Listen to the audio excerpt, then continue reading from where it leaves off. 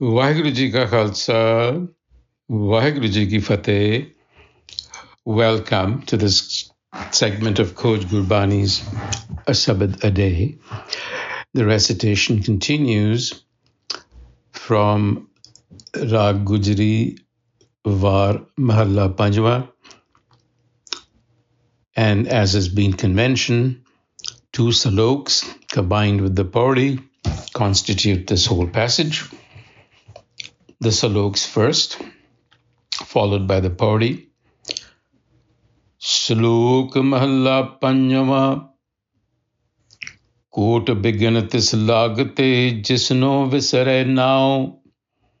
Nanak andan bilapte, jo sunje kar kaun. Mahalla Panjwa.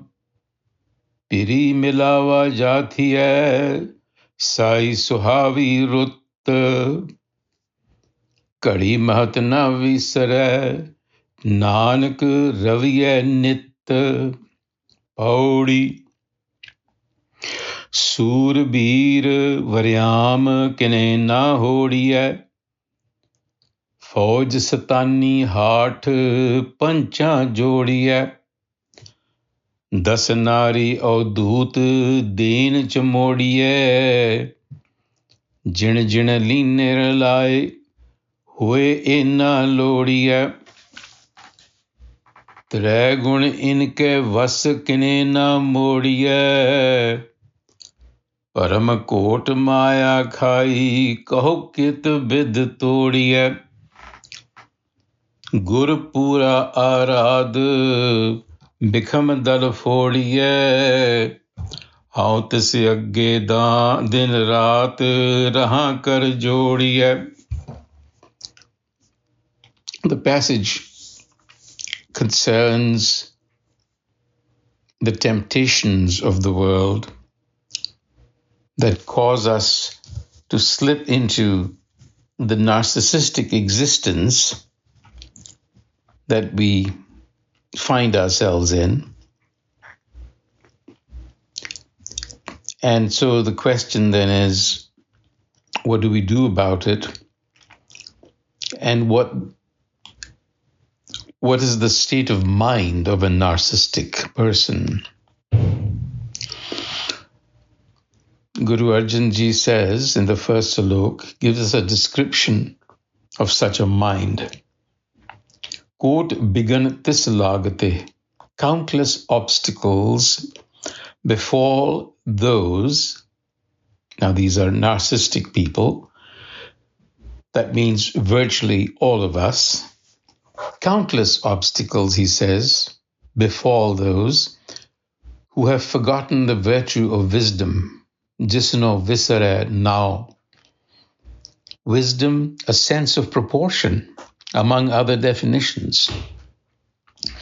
So when you lose your sense of proportion, because you're narcissistic, because everything is about you, well, then you're faced with 1,000 obstacles. And when you're faced with 1,000 obstacles, you're constantly seeking alternatives. Nanak andan bilapte. Bilapte is obstacles.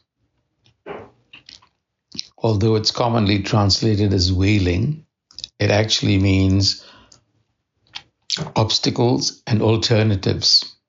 We are constantly seeking alternatives because you need to overcome obstacles. But the Guru says without wisdom, this is like a crow that flies from deserted home to deserted home. Jo sunjiya kar kaun. It lands on the landing and crows, but there's nobody home. It's a deserted home. That's the gist of the first salok. This is the setting. That is who we are, and our behavior is like that of a crow. We make loud noises, which, in fact, are not very pleasing to the ear. But In the second salok, he continues, Piri milawa jankhiya sai suhavi rut. When union with the beloved, Piri milawa. Piri means the great one, milawa, to meet, to attach, to be at unity with. So a unitive consciousness, which is not fractured,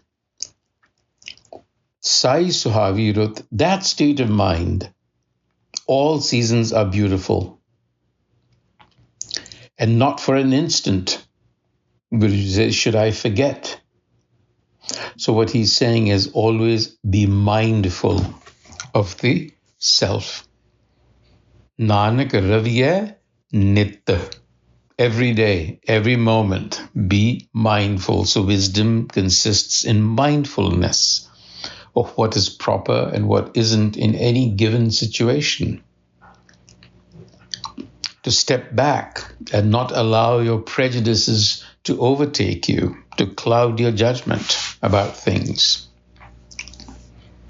In the Pauri, he talks about the exemplars, the punch, the models for us to emulate. He calls them Surbir Varyam. Surbir, warriors, brave.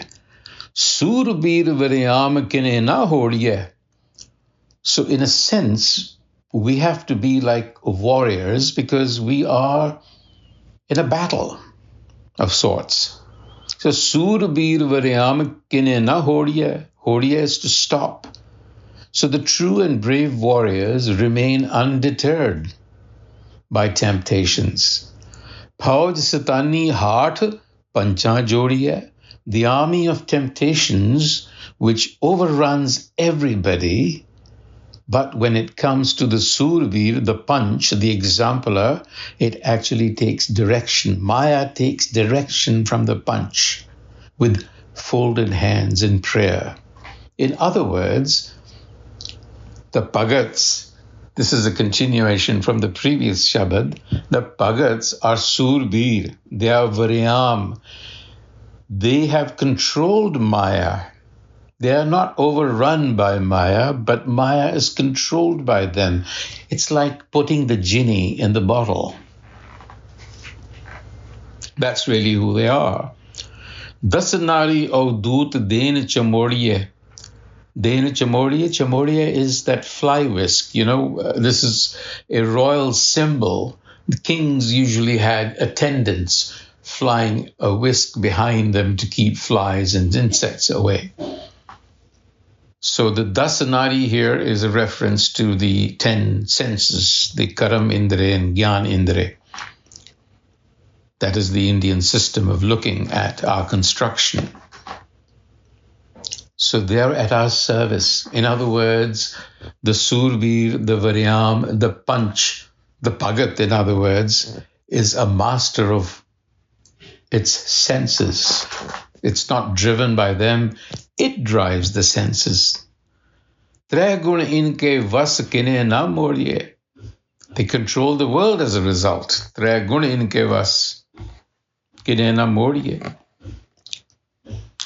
Now the question is, how should we conquer Maya, which the Guru describes as a fortress of illusion, a fortress that is surrounded by the moat of illusion, Maya? How do we reach across? How do we get there? Because the self is now likened to the king who lives in the fortress, who has been taken over. How do we conquer it? Parab Kot Maya Khai.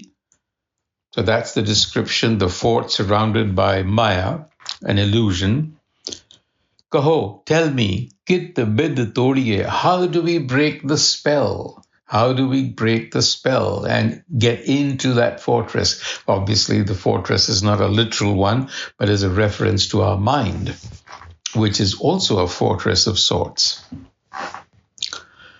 How do we do this? Gurupura Arad Bikamadal Poriye. So this powerful platoon of the senses that in any other situation controls us, misleads us, deludes us, the Guru says you can control it through Gurpura Aradhe. Aradhe, literally worship, but following Gur wisdom. And therefore, the Guru says, how this agge din raat raha kar jodiye. I pray day and night to the self, that may I be rooted in this wisdom. That is the ask. Vaheguru Ji ka Khalsa, Vaheguru Ji ki Fateh.